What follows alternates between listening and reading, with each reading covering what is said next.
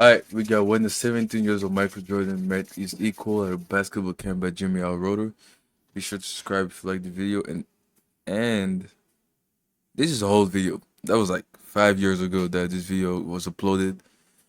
But I don't think I ever reacted to this one. 5 years ago, I don't even think I was making videos. I was still in high school, so yeah. I don't think I ever reacted to this. I think. In the country gathered together at the I annual could be five-star wrong. basketball camp. I could be really At wrong, five-star, but these top high school players would showcase we'll their see. skills to college scouts and learn from the most prestigious minds in basketball history. Over the years, the five-star basketball camp has hosted dozens of all-time But even if I did, I would remember. That was 5 years ago, greats. so. LeBron James, Kevin Durant, Chris Paul, Dwayne Wade, Stephen Curry, Vince Carter, Carmelo Anthony. In its 54-year history, It was if you were a stacked. top high school prospect, you were at this camp. Since 1966, the five-star basketball camp has featured over 500 future NBA players and over 10,000 Division I players. And in 1980, the camp's talent pool was loaded.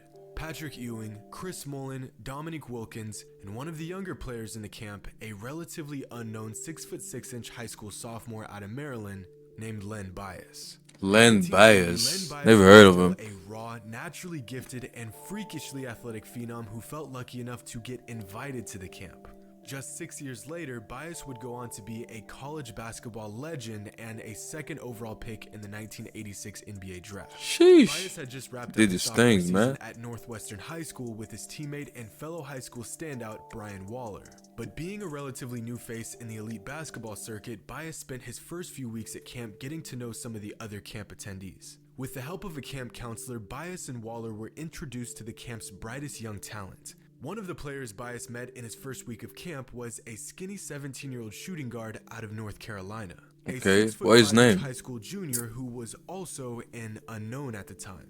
The kid introduced himself to Bias as Black Ice, but you may know him by his other name, Michael Jordan. Ooh. Jordan and Bias spent the next few weeks together at camp, learning from one another, growing their games together, and eventually becoming friends. Bias, who grew up just 2 miles outside of the University of Maryland campus, even gave Jordan some Maryland gear.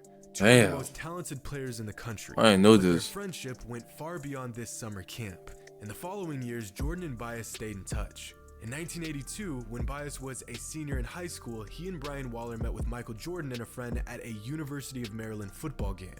Of course, their competitive nature didn't take long to kick in, and before the football game was even over, Bias, Jordan, and their two friends left the game to play some 2-on-2. Years later, Brian Waller proudly stated that he and Bias beat Jordan and his friend.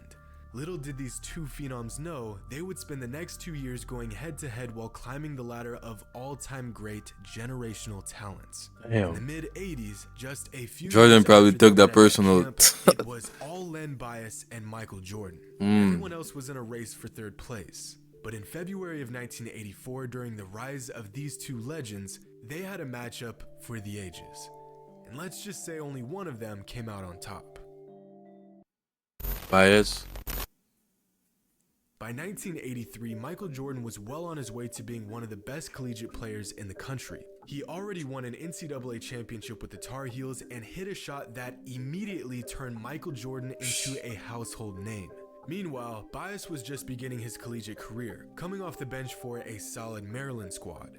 And on February 12, 1983, the two friends would face off in a regular season matchup that fans would soon not forget.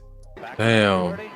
Michael Jordan takes it and gets it. That's three. Jordan fills the left. Don't tell me Michael Jordan humiliated his friend, bro. I can see that. You put him in prison, bro.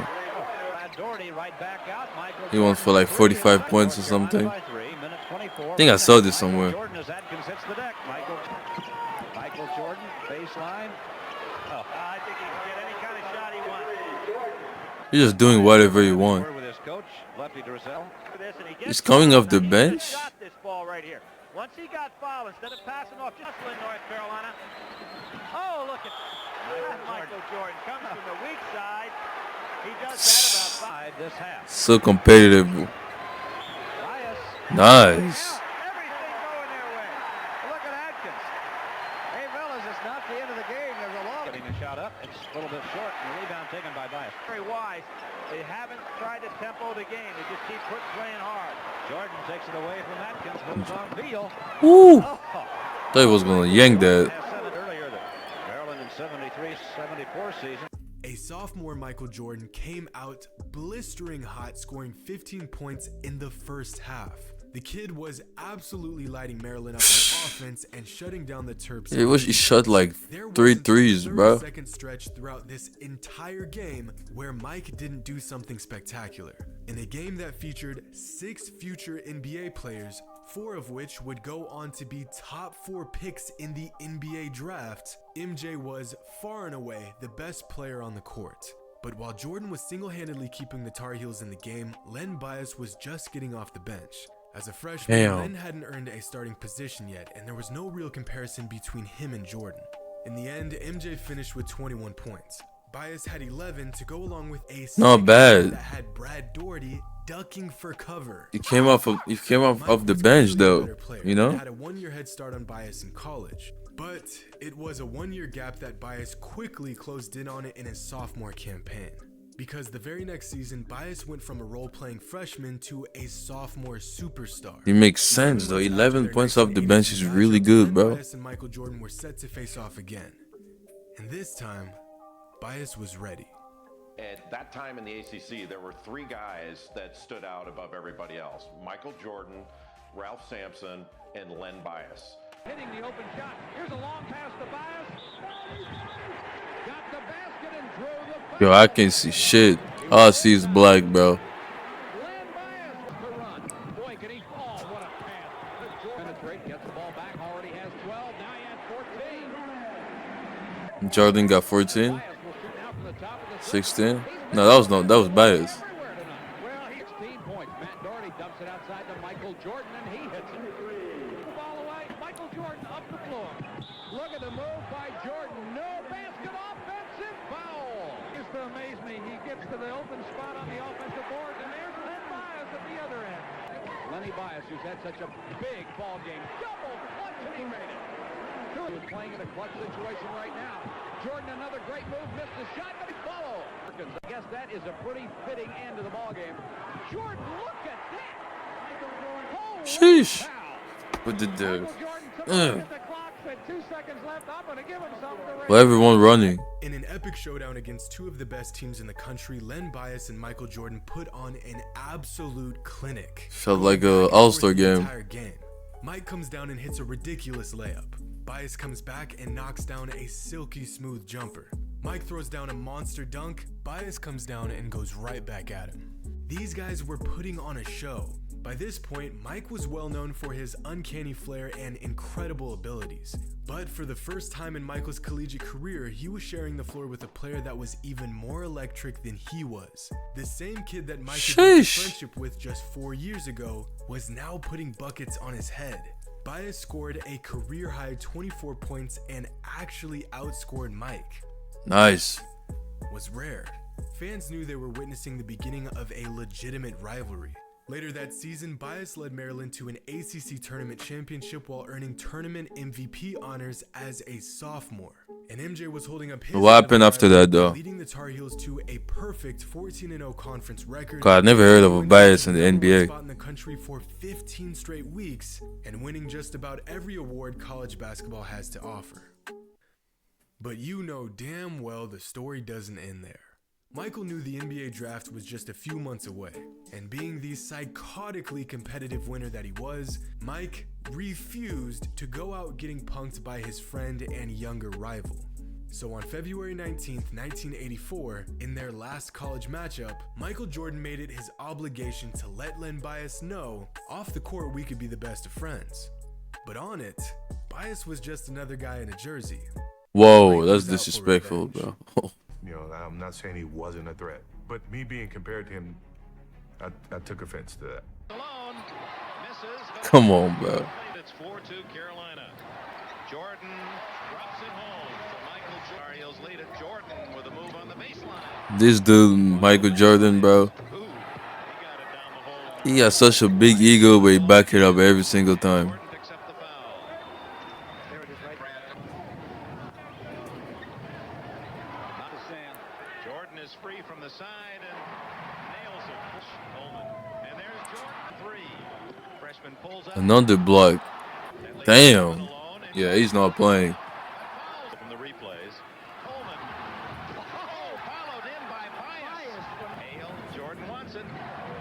He's got it. Has 16. Jordan from outside. God damn.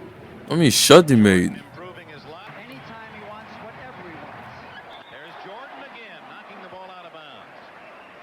Oh, he has the NBA salivating his play. Still a What a man to have in this kind of offense. Oh my gosh. in your face. He's hit the Ben Coleman. Crowd's watching him. He wants to do his thing. The pass is unbelievable.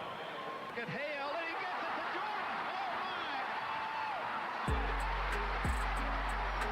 Oh, he is an amazing athlete. We have a timeout. Raise the white flag. It's all over, Dean. Get him out of there. In the last Get him game out of Jordan there. and Bias would ever play each other, Mike scorched Maryland for 25 points and 7 rebounds on 71% shooting.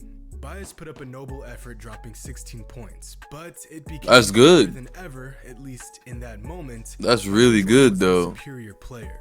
Now, Bias was elite. In fact, Len Bias was the second best player in the entire conference. But MJ was on a tier of his own. He was too smooth, too explosive, too accurate, And can't too shoot much threes. to handle. At only Bias can't 21 shoot years threes, I old, think. Jordan already looked like a seasoned vet. And even as the overwhelming force that he was, Len Bias still had work to do. Over the next 2 seasons, while MJ was making the NBA look like a rec league, Len was honing in on his skills at the college level and improving by the day, making huge strides towards becoming a future NBA superstar and earning praise that you very rarely see from a college player. Yeah. After spending 4 seasons at Maryland, winning 2 Player of the Year awards, and terrorizing That's what's college up. basketball, Len Bias was drafted with the 2nd overall pick Celtics? in the 1986 NBA draft. Damn. As most of us are all too familiar with how this story ends. No. Bro, the crazy part is that I was thinking about it in my mind. I was like, yo, imagine he passed away and it actually happened, bro. No. A player that was truly destined to be one of the greats, gone before he could even play his first NBA game. Man, Many R.I.P., fans bro. speculate on the legacy that could have been. This is Bias was bullshit. drafted to a What the Celtics team that fuck? had just won an NBA title 9 days prior. Bias could have been the extra piece the franchise needed to Yo, carry maybe their some- success into the late 80s and 90s. Bro, was that Larry Bird was on the team, right? Maybe somebody would have, bro. I ain't gonna lie. Somebody probably did it on purpose, bro. 90s. He could have been the NBA rival that Michael Jordan never had. I mean, some players attempted to rise to the occasion, very few found success, but no one really challenged MJ once he reached his peak. Charles Barkley, vanquished. Gary Payton, repressed. Isaiah Thomas is the only player to really give Jordan a run for his money, but once MJ found success in the league, Isaiah never won again. The manufactured Michael Jordan-Clyde Drexler rivalry literally offended Michael. Reggie Miller had some moments, but MJ always had bigger ones. There wasn't a single player that could actually go toe-to-toe with Jordan, except Len Bias. Fans that witnessed Bias in action believe he could have been the player to challenge Jordan throughout the 90s. R.I.P., man. But we'll never know. Man, life's so And the unfair, legend of Michael bro. Jordan grows stronger, but the legend of Len Bias is still alive and well. The kid who not only held his own against Jordan, but was one of very few to come within reach of the GOAT. The same kid who showed up to a basketball camp 40 years ago, made friends with a fellow high school hooper, and lit a violently bright but brief flame. Hope you all enjoyed, and as always, until next time. Always a good video for Jimmy, bro.